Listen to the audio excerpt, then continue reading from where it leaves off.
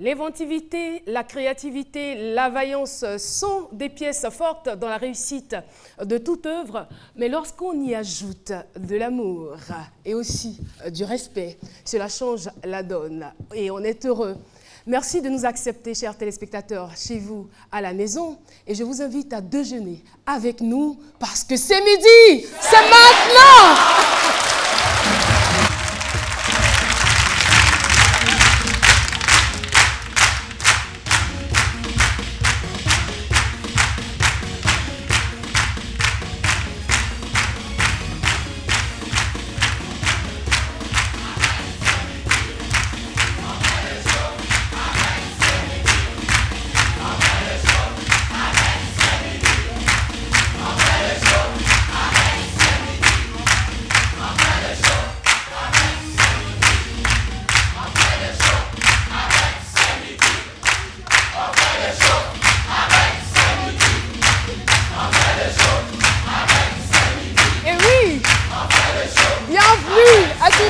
Sur la chaîne qui rassemble. Bienvenue sur la chaîne et dans l'émission où chaque jour est un jour de fête. On est très content de vous retrouver. Je suis contente. Jean-Michel Honnet aussi est content de vous retrouver. Nadia Nidiara, Jessica Boma et Docteur Philo. En tout cas, le week-end a été très long pour nous. Voilà. On va pas vous dire ce qu'on a fait tout ce temps, c'est-à-dire un week-end et 2 jours, parce que vous avez constaté qu'il y avait des rediffusions. Ouais. Ben, c'était indépendant de notre volonté, hein, mais vous nous avez quand même énormément manqué. Et oui. Et bien sûr, on parlera des informations culturelles avec Jean-Michel Honnet. Bonjour à tous. Il se raconte sur Internet que l'humoriste ivoirien, observateur de l'humour ou observateur, a signé un contrat avec la chaîne française D8. Il n'en est pas question. J'ai ressorti pour vous des informations de dernière minute. Il n'est pas parti en France. Il s'est envolé hier soir pour Paris. Et je vous en dirai plus dans la suite de cette émission. Le deuxième sujet, puisqu'il y a beaucoup de fans ou d'admirateurs. Non, pas du tout. J'espère, franchement, ce serait pas bien. Beaucoup de fans et d'admirateurs de Julien Lepers sur le continent africain. J'ai dégoté une information pour vous. Julien Lepers est de retour à la télévision. Vous saurez sur quelle chaîne et sur quel programme. Et puis pour terminer, j'ai découvert une publicité que je trouve très délicieuse, mais qui a été pourtant rejetée par la chaîne américaine ABC, et pas seulement, mais aussi NBC. Voici ainsi libellé le programme de l'Actu Média de ce mercredi. Merci. Et le mercredi, on a le savoir-vivre, n'est-ce pas? Ah oui, tout à fait. Nadia Nidiara. Un programme un peu plus court. Nadia Nidiara, ce matin, je l'ai vu faire plein de baisers, plein de bisous à tout le monde. Et elle a dit, oh, c'est bizarre, mais je suis en mode, j'aime tout le monde. Bah, ça lui arrive souvent. Pour changer, en fait. Mais je vous aime, mais j'aime tout le monde, le public, j'aime tout le monde. Ne pleure pas. Alors, Et en plus... Bon, d'accord. Alors, tu vas nous montrer que tu aimes le public. Tu vas aller faire des accolades comme ça, très chaudes. À qui? À certains. Il n'y a pas de problème. Faut bien choisir. Bon, allez, la jeune dame. Démontre ton filles, amour, allez, évidemment. Vas-y, Nathalie. Et puis un homme aussi, hein. Voilà.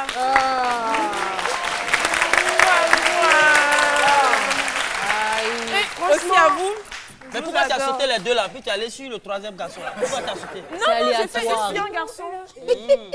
La parité du genre a été respectée dans ton amour. Et comme je te disais, quand on aime, il faut dire qu'on aime, hein, parce que la vie est courte. Donc n'hésitez pas à exprimer votre amour. C'est vraiment important. Et puis je veux dire que la vie est tellement belle quand on aime. Très.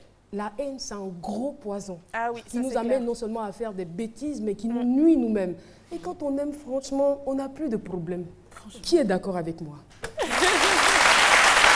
C'est la vérité. Les problèmes vous fuient et vous arrivez à les minimiser. Oui, Nadie, aujourd'hui dans le savoir-vivre. Dans le savoir-vivre, vous allez dire, mais de quoi elle va nous parler encore aujourd'hui? La lunette, j'ai pas dit les lunettes, hein. La lunette des toilettes. En plus, ça vous dit quelque chose? Merci. Tout à l'heure, on va en parler. La lunette des toilettes. J'arrive. Tu peux faire un peu plus simple? Le quoi? Non, je dis la lunette, j'ai donné le mot savon. Après, on va détailler. Hein. La lunette des toilettes. Merci beaucoup, Nina Diani. Et voilà, Jessica Bomba, c'est ton tour. C'est quoi, tu voulais traiter le sujet? Ah non, pas du tout. Je trouve que c'est à point, enfin, quelqu'un qui va aborder ce sujet et enfin nous défendre. Donc aujourd'hui, dans Fallait y penser, on va parler des tipis. Donc les tipis, qu'est-ce que c'est? C'est tout simplement ce que vous voyez là, c'est ces sortes de tentes colorées. Je vais vous dire à quoi ça sert et pourquoi des tipis. Ce sont des huttes. Si tu veux. C'est des bungalows modernes. En fait, Ah, mais tu es. bungalows sans sable. Ah, mais tu es. Ça ressemble plus Oui, à des huttes. oui, c'est voilà, c'est les tipis. Dans Fallait y penser. Et si tu veux-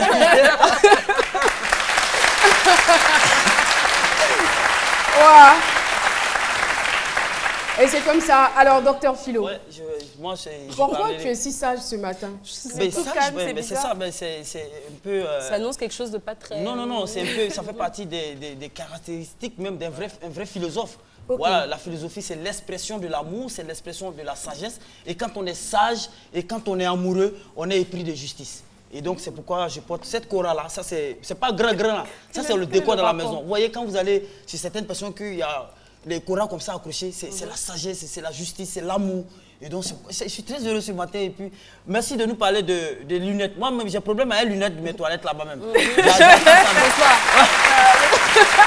Merci beaucoup, docteur Philo. Et là, on devient plus sérieux parce que notre sujet du jour est à la fois délicat et sensible parce qu'on aborde bien évidemment un sujet de droit, si je puis m'exprimer ainsi. Il s'agit bien sûr de l'acte, de l'infraction la plus grave en matière de droit et aussi en matière de morale, l'assassinat. Franchement, je vais m'arrêter là et vous communiquer le thème. Mais en même temps, avant de vous donner le thème, je me suis posé la question de savoir au début, y a-t-il un doute? Puisque notre invitée ne donne pas la confirmation, mais elle dit, et je cite, « Je pense que mon voisin a assassiné mon mari ». Voilà, c'est donc le thème. On va laisser tout de suite docteur Philo pour nous donner son avis, comme il en a l'habitude, avant de poursuivre cette émission. C'est parti. Merci. Merci, Caro. Je pense que mon voisin a tué mon mari. Comme tu l'as dit, Caro, c'est un sujet de droit, mais en même temps philosophique. Parce que là, penser, à partir de ce moment que quelqu'un pense, on se dit que il n'y a pas de certitude là-dedans. Il n'y a pas de certitude. Nous disons que à partir du moment où il n'y a pas de certitude, nous transportons le sujet sur la place philosophique. Nous, les philosophes, on est un peu comme les chirurgiens. Quand ils voient blessure, lui, il s'en fout, il aborde tous les sujets. Voilà. Je m'avais en même temps profité pour vous relater cette citation de René Descartes qui dit « Je pense, donc je suis le cogito à travers le discours de la méthode. » Je vous en prie, chers étudiants. Cogito ergo sum. Oui, je vous en prie. Et donc, quand cette dame dit que je pense que mon voisin a tué mon mari, donc je pense, je suis. Donc si elle pense, c'est que c'est elle qui a été tuée par son voisin. À partir de ce moment-là, on ne peut pas, le mort ne peut pas savoir à cet instant précis qui l'a tué. Donc il y a doute, d'où incertitude.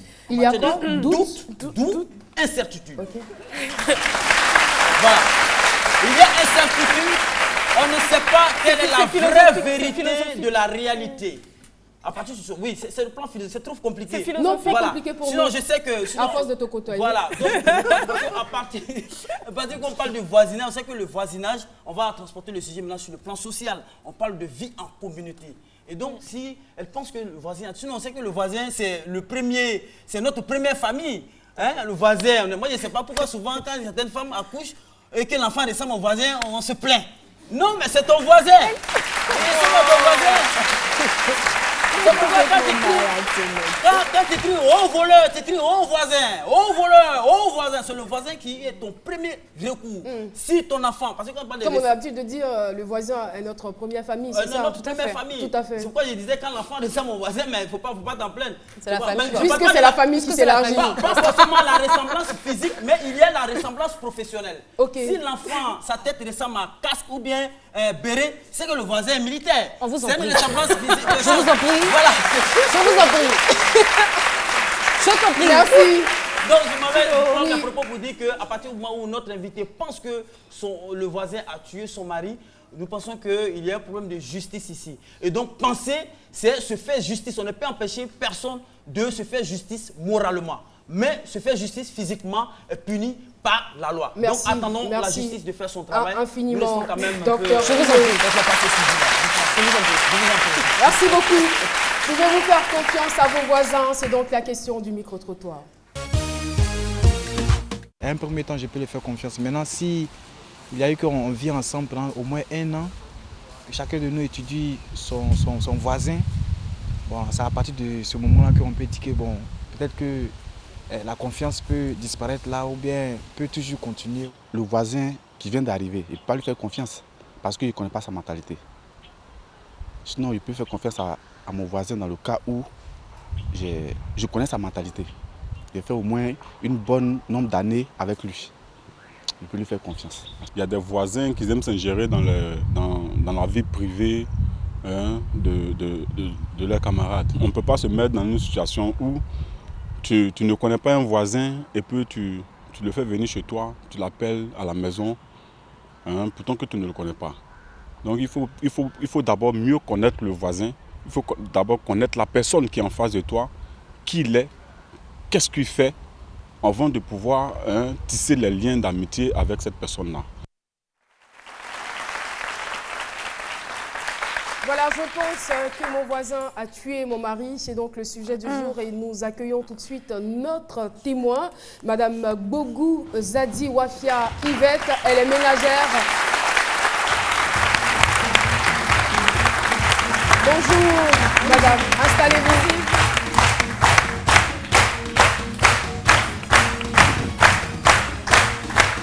Merci beaucoup, très cher public. Et le public se joint à nous pour vous présenter nos condoléances les plus attristées. Parce que nous savons que c'est jamais facile de perdre un être cher qui de surcroît a été notre conjoint, notre mari.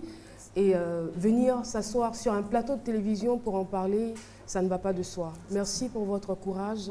Merci d'avoir accepté de venir sur le plateau de ce midi. Et le public vous dit encore merci.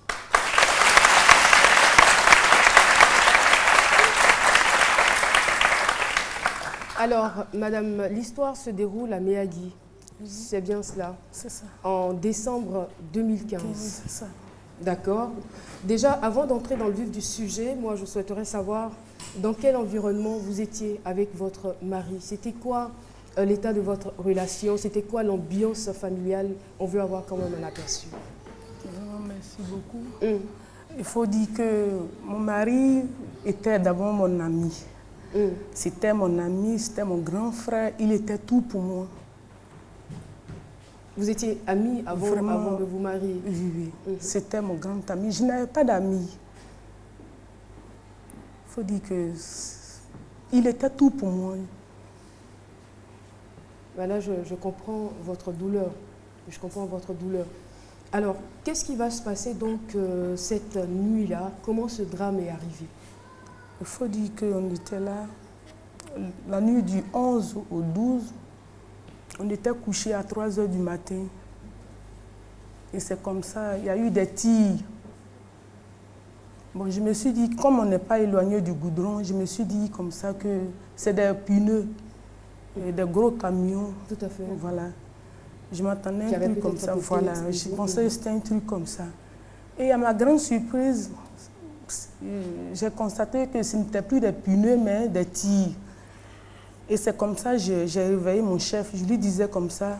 Votre chef, votre époux? Mon époux, je l'appelle mon chef. C'est joli. Voilà. C'est joli, en tout cas. Donc je disais, chef, réveille-toi. Mais les tirs que j'entends là, on dirait que ce ne sont pas des pneus, mais un fusil. Et puisqu'il était beaucoup fatigué, à force de faire des fiches, il était fatigué. C'était un instituteur? C'était un instituteur.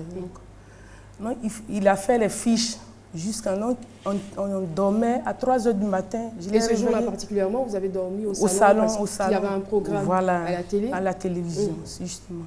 Donc c'est comme ça, on s'est endormi. À 3 h du matin, j'ai entendu des tirs. Et j'ai dit, chef, réveille-toi. Mais ce que j'entends là, ce ne sont pas comment on appelle? Des pneus, mais on dirait que c'est un fusil. Au moment où j'ai réveillé mon chef, et c'est comme ça, les voleurs ont cassé la porte avec une hache et ils sont rentrés dans la maison. Et ils étaient deux. Il y a un qui a mis le fusil sur mon mari Et il y a un qui avait une machette bien aiguisée de deux côtés, une grosse machette. Et il m'a pris, il m'a dit, allons dans la maison, tu vas me donner l'argent que tu as. Et c'est comme ça, je leur ai donné les 150 000 francs. Et il a demandé encore plus. J'ai dit, monsieur, prenez ce que vous voulez dans la maison ici, mais on n'a plus rien. Mon mari n'est même pas encore allé à la solde. Donc, si vous voulez, mon mari disait comme ça, tenez ma carte magnétique, si vous voulez, je vais vous donner mon code. Retirez tout ce que vous pouvez retirer, mais épargnez la vie de ma femme et mes enfants. Épargnez notre vie. Et c'est comme ça, j'étais dans la chambre. Je ne savais pas, en fait, j'avais perdu le contrôle, je ne savais même plus où je me trouvais. Et j'attendis des tirs. D'abord, j'ai attendu, il a tiré une fois. Et j'ai entendu un silence. Je n'entendais plus la voix de mon époux, ni le monsieur. Et c'est comme ça, j'étais là. Et je priais, Seigneur, pardon, pardon, vraiment, je suis très jeune. En tout cas, je disais tout ce que je pouvais dire. Et j'ai attendu encore deuxième tir.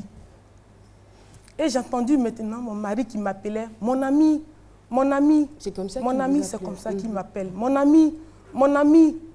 Je ne pouvais pas sortir parce qu'il fallait réfléchir avant de sortir. Parce que et le monsieur, l'autre, voilà.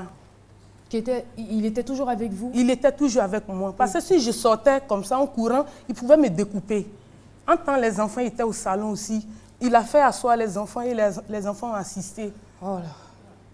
C'était vraiment dur. C'est quelque chose de traumatisant. Il fallait réfléchir comment faire pour ne pas qu'ils puissent découper les enfants aussi. Donc c'est comme ça, Dieu merci, le monsieur est sorti. Et quand il est sorti, je l'ai suivi. Mais avant d'aller plus loin, pourquoi est-ce que vous dites que vous pensez que c'est votre voisin? Puisque vous avez bien vu les voleurs. Oui, je l'ai bien vu. Il n'était pas masqué. Qu'est-ce que vous êtes en train de dire? Que votre voisin? C'est mon voisin. Effectivement, je l'ai vu. Personnes. Je l'ai vu. Je l'ai vu. Seulement, c'est la deuxième personne qui m'accompagnait dans la chambre à qui j'ai remis la somme de 150 000. Là, je ne le connaissais pas. Mais le voisin, je l'ai vu. Puisqu'il n'a pas mis de masque. Et à ce moment-là, je vais savoir, excuse-moi, le voisin, parce que vous vivez peut-être en communauté, dans une cour, parce que combien de voisinages, je dis combien. Voilà. Et pourquoi vous avoir ciblé précisément? Parce que je ne sais pas. Vous savez, je me suis posé la même question. Parce que les voisins et nous, on n'avait pas de problème. Quelles étaient vos relations avant, ce voisin-là et vous? Bon, il faut dire que lui-même, son épouse avait voyagé. C'est avec son épouse qu'on causait. Je causais avec elle, non. Je n'avais pas de problème. Elle a quitté son époux. Son épouse. Elle a quitté son époux. Elle est partie avec ses enfants. Mais vous savez le motif pour lequel elle est partie? Bon, elle a dit comme ça que son mari voulait la sacrifier pour de l'argent. Donc ce monsieur-là même, il faut dire que bonjour voisin, bonjour voisine, c'est comme ça. C'était juste ça? C'était tout juste ça. C'était un truc comme ça. D'accord. Alors moi, je vais poser la question. Donc, les hommes qui sont arrivés dans votre maison, ils étaient deux ou ils étaient trois? Ils étaient deux. Ils étaient deux. Donc le premier qui est resté dans le salon avec votre mari, c'était votre voisin. Le voisin. Et celui, enfin le deuxième, était la personne que vous ne connaissiez pas. D'accord. Et là, lorsque vous ressortez de la chambre, qu'est-ce que vous constatez? Puisque vous avez j'ai trouvé mon mari étant de se débattre. D'abord, comme on lui avait tiré là-dessus? Oui. On lui avait tiré là-dessus. J'ai même les photos qui sont là, mais c'est parce que ce n'est pas joli. On ne peut pas les regarder. Oui, c'est ça. Donc, c'est comme ça, il se débattait. Puisqu'il est tenté de dire mon ami, mon ami. Donc, c'est cette parole-là qui est restée dans sa bouche. Il a commencé à se débattre maintenant. J'ai voulu m'approcher, il a tiré sur moi.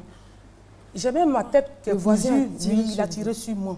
Et Dieu merci, je n'ai même pas su qu'il avait tiré sur moi parce que c'est quand la balle est rentrée dans le mur que j'ai vu le trou qui était dans le mur. J'ai dit, ah bon? Et puis le sang a commencé. Pardon? Vous avez entendu le coup de feu? Si, j'ai entendu. Mais je ne sais pas même pas que ça vous avait touché. Mais sous le choc et tout ça, en général. Voilà. Puisque moi-même, il faut dire qu'honnêtement, je ne savais plus. Oui, vous avez perdu le contrôle, je ne savais plus. Et c'est comme ça, j'ai voulu m'approcher, il a tiré sur moi. Et je suis tombée parce que le sang a commencé à verser partout. Et j'ai commencé à voir noir et puis je suis tombée. Et je les entendais parler, ils disaient comme ça. Mais qu'est-ce qui m'a pris? Et puis j'ai tiré sur le voisin. D'abord, c'est sa voix. C'est par sa voix que j'ai reconnu que c'était mon voisin. J'ai dit, mais tiens, Non, bon. pourquoi vous dites c'est par sa voix? Puisque vous dites que vous l'aviez l'avez vu, identifié dès le départ. Non, c'est en vain. Bien avant. Bien avant. C'est quand je suis quittée dans la chambre, quand mon mari est en train de crier mon nom. Mon ami, quand je suis arrivée, c'est là il a tiré sur moi. Quand il a tiré sur moi maintenant, comment on appelle? Je suis tombée. Quand je suis tombée, ils étaient en train de parler maintenant. C'est comme ça que j'ai reconnu la voix du voisin. Mais alors, lorsqu'ils sont arrivés, vous ne l'aviez pas reconnu, vous n'avez pas reconnu que c'était le voisin? Non, je n'avais pas reconnu. Parce que systématiquement, l'autre vous a envoyé dans la chambre. L'autre m'a accompagné dans la chambre et c'est comme ça que je lui ai remis de l'argent. Mais est-ce qu'à un moment donné, vous avez visuellement reconnu le voisin? Oui. Ok. Avant d'aller plus loin, je veux dire que il faut que les choses soient vraiment claires. C'est ça. Nous, on n'a pas de parti pris. C'est ça. Mais nous savons que cette histoire est bien réelle. C'est ça. On a même un article dans le journal. C'est ça. Et aujourd'hui, vous appelez n'importe lequel des habitants de Méagui. L'histoire est connue. Et je sais que le traumatisme et le choc que vous avez reçu sont vraiment très, très forts et très accrus. Mais en même temps, pour les besoins des téléspectateurs, soyez vraiment simple. Dites-nous les choses telles qu'elles se sont passées, comme vous l'avez fait quand vous êtes arrivé au bureau. Vous nous avez expliqué l'histoire, vous nous avez raconté l'histoire. Voilà, parce que ça pourrait jouer en votre défaveur s'il y a des zones d'ombre. Vous nous dites clairement, quand le monsieur est venu, est-ce que vous l'avez reconnu ou pas? Si, j'ai reconnu ce monsieur. Mais vous en avez eu certainement la confirmation lorsque vous avez entendu la voix. Oui. C'est ça. D'abord, quand j'ai entendu la voix, j'ai dit, mais tiens, c'est le voisin. C'est quand je suis rentrée dans la cuisine, j'ai pris un pilon. C'est comme ça que je suis venue en sommeil. Lui qui est rentré avec moi dans la chambre. Et il est tombé, il saignait par la nuque. Et c'est comme ça qu'il est tombé sur mon mari. Et bizarrement, j'ai reçu une force. Pas possible. C'est comme ça que j'ai commencé à lutter le fusil avec le voisin. Ça, c'était après votre choc. Voilà. Lorsqu'on vous a tiré là-dessus. Vous avez pu vous relever après. Voilà. Qu'est-ce qui vous animait? Je veux dire, qu'est-ce qui vous donnait cette force de vous lever, de vous chercher à vous battre pendant que les gens sont armés? Oui, mais moi, il faut dire que mes enfants étaient là. Parce que mes enfants assistaient. Ils pouvaient aussi tuer mes enfants. Il fallait défendre ces enfants-là. Moi, je me suis dit, lorsque je me suis levée pour me battre, je ne pensais plus à moi-même. J'ai dit comme ça qu'il fallait que ces enfants-là vivent. Et on aperçoit la Parce photo que de moi, cette très belle famille à l'écran. Je me suis dit quoi, moi, même si je ne devais plus vivre, mais il faudrait que ces enfants innocents-là, ils n'ont rien à voir. Vous avez pensé à la mort. Voilà. Vous pensiez qu'ils vous tueraient aussi. Voilà, je me suis dit que là où je tentais de me battre, pour moi, il était déjà fini. Mais les enfants. Mais les enfants, il faudrait que mes enfants vivent parce qu'ils n'ont rien à voir avec ce problème. Donc c'est comme ça, Caroline, c'est ce qui m'a poussée à me battre. Et c'est comme ça, le monsieur, je l'ai ensommé avec le coup de pilon, il est tombé, évanoui. Et c'est comme ça, au moment où je vais me rendre compte, je tente de lutter le fusil avec le deuxième. Et j'ai pu l'arracher le fusil. Et c'est comme ça, puisqu'il a vu, je ne savais pas tirer, je ne savais plus quoi faire, j'avais le fusil. Et c'est comme ça qu'il a enlevé la machette. C'est une machette qui est dirigée, voilà, qui est pointue. C'est comme ça, vous voyez là? Oui, il m'a piqué avec. Vous êtes habillé comme voilà, ça pour qu'on voit la cicatrice. Tout mon dos, même ma main. Il a voulu encore me piquer. Voilà. On a une photo de vous. Voilà. Il a voulu encore me piquer sur la poitrine, c'est comme ça, j'ai attrapé la machette et il voulait retirer la machette et c'est comme ça mon pouce est tombé. Actuellement, ma main, j'ai une seule main, c'est avec une seule main, je lave mes enfants, je lave les vêtements de mes enfants. Parce que... Bon, en même temps, on se demande pourquoi. Vous revenez de loin. Pourquoi? La question, à votre avis, quand vous réfléchissez, vous dites, qu'est-ce qu'il vous reprochait? Est-ce qu'il était venu simplement parce qu'apparemment, il n'était pas venu juste pour voler? Et puis, je veux dire que même s'il avait l'intention de vous voler, de vous prendre de l'argent, il pouvait passer par quelqu'un d'autre pour le faire. Il est venu à visage découvert, donc il était sûr que vous alliez le reconnaître. Mais en même temps, la question que je me pose, je dis, mais attends, c'est-à-dire que même si tu es venu pour voler de l'argent, pourquoi tu viis aussi armé comme si tu allais en guerre? C'est qu'en réalité, peut-être qu'il n'était pas venu pour prendre de l'argent. Et s'il vient à visage découvert, c'est qu'il avait l'intention de ne laisser aucun survivant. Voilà. Non, mais c'est clair. Effectivement, parce qu'il était venu pour tuer tout le monde. Monsieur, madame et les enfants. C'est la grâce de Dieu. C'est la grâce de Dieu. Parce que quand tu abats quand même l'homme de la maison qui est censé être... Et même, tenez-vous bien, Caroline, l'argent je lui ai remis, cet agent-là, quand je l'ensommais le pilon, même l'agent, je dirais, c'est 25 000 qui sont tombés. Hein. Quand, comment on appelle sur les la morgue, là, les gens sont venus prendre le corps de mon mari. Là. Ils ont retrouvé l'argent dans le sang. Ils ne sont pas partis avec l'argent. L'argent est resté là. Il y a une partie qui est restée là. Vous savez, on revient à la question. Voilà. Qu'est-ce qu'il vous reprochait au juste? Est-ce qu'auparavant, vous sentiez qu'il y avait des choses qui se tramaient ou dans son regard, il vous enviait ou je ne sais pas, c'était quoi? Il faut dire que là où on était, c'est un nouveau quartier. Et ce monsieur-là, moi j'ai toujours dit à mon époux, j'ai dit comme ça à mon époux que ce monsieur-là, il n'est pas clair. Parce qu'il faisait ces appels bizarres là. Mais vous l'appelez voisin, il vous appelait voisine. Oui, voisins sont juges, c'est normal. Voisin, mais puisqu'on vit ensemble, on est obligé de... Un minimum de courtoisie. Voilà. C'est clair. Et lorsqu'on même on partait, on déménageait parce que la maison, c'est nous-mêmes qui l'avons construite, mon mari et moi. Quand on déménageait, ils ont dit que à chaque fois qu'on mettait les trucs, ah voisin, vous allez mettre carreau ici, ah voisin, donc c'est pas ça là, vous allez mettre. Bon. Toujours le nez dans vos affaires. Toujours. En fait, c'est la jalousie. Moi, c'est ce que je... Oui, Nadie, vas-y. Moi, je voulais savoir, bon, vu qu'après, ils ont pu s'échapper, je ne sais pas, je suppose. Non, le monsieur... Après, puisque vous l'avez reconnu, qu'est-ce qui après, vous êtes allé à le la lendemain, place. oui. Puisque comment on appelle la gendarmerie, ils ont fait appel à la gendarmerie. La gendarmerie est venue me chercher, il fallait me soigner d'abord puisque je saignais. Voilà. Et les enfants, après, ils n'ont pas touché hein. Les enfants n'ont pas été touchés. Donc, après, j'étais à la clinique, le lendemain, ça a pris toute la vie de Miadi. Ils ont dit comme ça que la dame n'a pas pu tenir, elle est morte. Elle est morte. Parce que ceux qui m'ont vue ne savaient pas que je pouvais vivre. Moi, j'ai une petite question quand même qui me turlupine. Au moment où vous battez avec le fusil, avec votre voisin, comment est-ce que ça se passe entre le moment où vous battez avec le fusil et le moment où la gendarmerie arrive? Le monsieur, qu'est-ce qu'il fait? Il prend la fuite? Non, il y a des voisins. la gendarmerie n'est pas vite venue. Donc, qu'est-ce qui s'est passé? À quel moment il a pu partir, en fait? Bon, il faut dire que si... Eux, ils ont pris leur temps. Il faut dire que le quartier où on habitait, là, n'était pas trop habité. Vous aviez combien de voisins proches? 2 voisins. Ils n'ont pas réagi lorsqu'ils ont entendu les coups de feu? Même s'ils avaient entendu, ils ne pouvaient pas. Qui va risquer sa vie pour quelqu'un? Moi,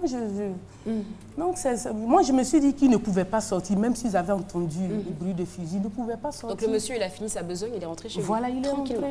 Et pour lui, puisqu'il avait tiré sur moi, pour lui, je ne pouvais pas vivre. Il n'était pas sûr que vous alliez survivre. Voilà. Ça. Donc, il n'a pas fui. Il est rentré chez lui à la maison. À la maison à côté? Oui. Ça a quelques mètres. Parce que le lendemain, la population de Miadi, les gens se sont dit quoi? La dame est morte. Pour lui, il n'a pas eu de traces. De témoins, monsieur et madame. En fait, c'est quelque chose qui a été planifié, au fait. Il Voilà. il rentre chez lui. Il rentre chez lui. Il allait fuir, il rentre chez lui. C'est un professionnel. Et l'autre que vous avez assommé, il est resté sur place ou qu'est-ce qui s'est passé? 2 jours après, moi, j'étais à la clinique. Ils m'ont dit comme ça qu'ils ont Est-ce qu'il a traîné le monsieur? Oui, il a traîné le monsieur. Il a traîné le monsieur. Donc, qu'est-ce qu'on vous a dit? Non, ils m'ont dit comme ça qu'ils ont trouvé un corps sur la roue du champ. Bon, là-bas, là, il faut dire qu'au moment où la gendarmerie va partir, il n'y avait plus de cadavres là. Autant cette vieille-là ne pouvait pas mentir, celle qui a vu le corps là. Elle partait très tôt le matin. Et après, ils ont pu identifier le corps? Non, ils n'ont même pas trouvé le corps. D'accord. Au moment où ils vont partir, il n'y avait pas de corps. Mais vous êtes sûr que c'est le monsieur en question? Bon, oui. Moi, de la manière dont je l'ai tapé, c'est un gros pilon. Vous voyez les pylônes de foutou, là, déboîtés, là, bien lourds, là. C'est ce que j'ai pris pour taper. Il ne pouvait pas vivre. Une zone de banane même. Vraiment, moi, je ne sais pas comment est-ce qu'un être humain censé, qui a toutes ses facultés, peut être capable de commettre une telle horreur. Franchement, je ne comprends pas. Mais en même temps, je crois que vous devez remercier le bon Dieu. Le fait que vous soyez en vie, c'est vrai que c'est douloureux, c'est terrible, c'est difficile à tenir, le fait de perdre son mari. Mais il aurait pu quand même vous tuer, vous tous. Le plus grand, il a quel âge? Il a 10 ans. Il a 10 ans, donc certainement qu'il avait reconnu l'enfant. Oui, l'enfant l'avait reconnu, donc vraiment, personne n'aurait souhaité ou ne souhaiterait être à votre place. Vous êtes une femme courageuse. Il y a une force naturelle qui vous a permis de vous défendre, de protéger vos enfants. Vous avez très bien fait. Mais on veut savoir. Franchement, je ne sais plus quoi dire. Mais où est-ce que vous en êtes avec cette histoire? J'espère que ce voisin n'est plus... Il n'est pas en liberté, là, j'espère. En liberté, n'est plus à Méagui, mais qu'il se trouve en prison. C'est quoi? Vous êtes à quel niveau? Bon, pour le voisin se trouve en prison parce que pour lui, puisqu'il avait appris que j'étais décédée, il n'a pas fui. Et c'est comme ça, le lendemain, la gendarmerie est venue à la clinique, ils m'ont demandé. Et quand j'ai dit c'est le voisin, ils étaient étonnés. À leur grande surprise, ils vont chez le voisin, ils l'ont trouvé là. Et ils l'ont saisi, c'est comme ça. Jusqu'aujourd'hui, il a la justice de Il a nié les faits? Il a nié. Ils l'ont déféré ou pas? Bon, je ne sais pas. Je ne sais pas si... Bon, il était à la gendarmerie de Méagui. Après, ils l'ont envoyé à la gendarmerie, et qu'on appelle la justice de Soubré. Actuellement, il est à la justice de Soubré. Donc, ils ne l'ont même pas encore déféré, ils ne l'ont pas encore jugé. Non, d'accord. De toutes les façons, on fait confiance en notre justice. Elle va se charger de ce problème. Merci. Merci en tout cas, merci pour votre courage. Et puis, soyez encore plus fortes. Occupez-vous de vos enfants, donnez-leur tout l'amour que vous aviez réservé pour votre mari et pour vos enfants. Et trouvez la force d'être épanouie, d'être une femme heureuse, quoi. Vraiment, c'est horrible. C'est horrible. Merci beaucoup. Merci. Pourquoi vous avez tenu à venir rendre ce témoignage sur ce plateau? Il faut dire que j'avais vraiment envie de parler à quelqu'un ou bien à la nation ivoirienne. Parce que vraiment, je souffre. Je souffre énormément. Sincèrement, je ne sais pas à qui parler. Ici où je suis venue, je suis cachée chez mon neveu. C'est pas facile. Ne donnez pas les détails. Voilà. Merci beaucoup, madame. On va marquer une pause. C'était donc le témoignage de madame Zadi Gogou. Merci encore d'être passée sur ce plateau. On part pour la pub.